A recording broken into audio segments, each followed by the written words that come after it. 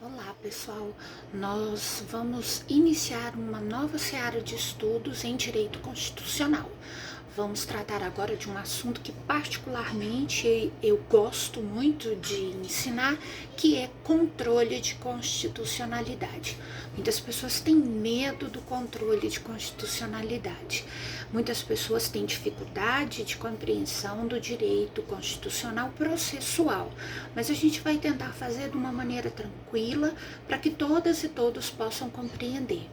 Eu preparei um material que eu acho que ficou bem bacana e está disponível para os meus alunos na plataforma Teams da turma B02 e também disponível a quem interessar no site docente da PUC Goiás, professora Núria Michelini Menezes Cabral. Quando a gente fala em controle de constitucionalidade, a primeira questão que tem que vir à nossa mente é que controle é fiscalização. Então, sempre que eu for falar em controle, eu estou falando de fiscalização. E fiscalização é sempre de algo que não está certo. Então, controle de constitucionalidade é a fiscalização de normas abaixo da Constituição que estão em desacordo com ela. Nós sempre que vamos falar de controle de constitucionalidade, a gente busca a nossa memória o conceito de hierarquia e supremacia constitucional. Como todas e todos aqui sabem, só existe uma hierarquia no direito, que é a Constituição Federal como norma maior de um país. Nós temos o conceito de supremacia constitucional como uma herança do constitucionalismo moderno. Então, um país, ele tem como sua lei maior a sua Constituição. É ali que vai mostrar a soberania desse país, é ali que vai mostrar a concepção desse Estado perante os seus cidadãos. Então, as normas constitucionais, aqueles dispositivos, os artigos que vêm na Constituição, eles são hierarquicamente superiores a qualquer outra norma, a qualquer outro mecanismo de legalidade. Então, nós tínhamos uma discussão, que era uma discussão estabelecida entre direito constitucional e direito internacional, do conceito de supraconstitucionalidade. E o conceito de supraconstitucionalidade já foi refutado, e dentro da nossa hierarquia constitucional e da interpretação constitucional feita pelo Supremo Tribunal Federal, a gente tem que a Constituição é a norma maior. Os tratados internacionais, eles são recepcionados dentro do nosso ordenamento como se leis ordinárias fossem. E aí a gente tem aquela situação especialíssima dos tratados internacionais que versarem sobre direitos humanos e que forem recepcionados pelo mesmo procedimento e quórum das emendas constitucionais, eles entrariam no nosso ordenamento num status de supralegalidade, mas de infraconstitucionalidade, ou seja, esses tratados de direitos humanos que forem recepcionados como se emendas constitucionais fossem, eles estão acima das leis, mas estão abaixo da Constituição Federal, ok? Então, sempre que falarmos de controle de constitucionalidade, a primeira memória que tem que vir a nós é o conceito de supremacia e hierarquia constitucional. Não existe norma superior à Constituição Federal. Uma outra ideia que a gente tem muito claro quando fala em controle de constitucionalidade é que essa Constituição, e isso é uma herança, né, do constitucionalismo moderno, essa Constituição é uma Constituição rígida, ela traz os parâmetros de controle de constitucionalidade. Então, a nossa Constituição, apesar desse volume de emendas que ela já sofreu de 88 até hoje, nós sabemos que ela é uma Constituição rígida, porque ela traz parâmetros claros, requisitos claros quanto à sua estabilidade. Então, nós sabemos que a Constituição Federal, ela trouxe lá pelo Constituinte originário em 88 algumas limitações às emendas constitucionais, algumas limitações à atuação do poder constituinte derivado.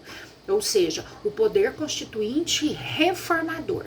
Então, são essas as limitações. Limitação temporal, prevista lá no artigo 3º do Ato das Disposições Constitucionais Transitórias, e depois os 3 outros blocos de limitações foram trazidos na parte fixa da Constituição, lá no artigo 60. As limitações formais, aquelas que dizem respeito ao procedimento, então são aquelas limitações trazidas lá no artigo 60, caput e seus incisos, lá nos parágrafos 2º, parágrafo 3º e parágrafo 5º da Constituição. Depois nós temos as limitações circunstanciais, aquelas circunstâncias em que a Constituição não pode sofrer alteração, artigo 60, parágrafo 1º, e as famosas cláusulas pétreas, ou limitações materiais. Artigo 60, parágrafo 4º, aquele bloco de assuntos que só podem sofrer emenda constitucional se forem para ampliar, para potencializar esses direitos. Se for para limitar, restringir ou extinguir esses direitos, eles não podem ser tratados por emenda constitucional. Só se tivesse uma nova Constituição Federal, e aí, enfim, a gente está falando novamente de poder constituinte originário. Então, quando nós falamos em controle de constitucionalidade, a gente tem uma linha, e essa linha eu coloquei aí no material de vocês. Rigidez da Constituição, primeira coisa que a gente lembra, das limitações que são ofertadas ao poder constituinte derivado, a supremacia da Constituição. A Constituição é a lei maior, ela está lá no topo da pirâmide de Hans Kelsen, então é a pirâmide que determina qual o vetor de constitucionalidade no país, e o vetor de onde emanam todas as normas, todos os reconhecimentos de direitos é a Constituição Federal. Bom, aí nós temos a atuação do Legislativo, e o Legislativo ele faz as leis, e ele, por alguma razão, fez uma norma inconstitucional, ou seja, uma norma que fere a Constituição.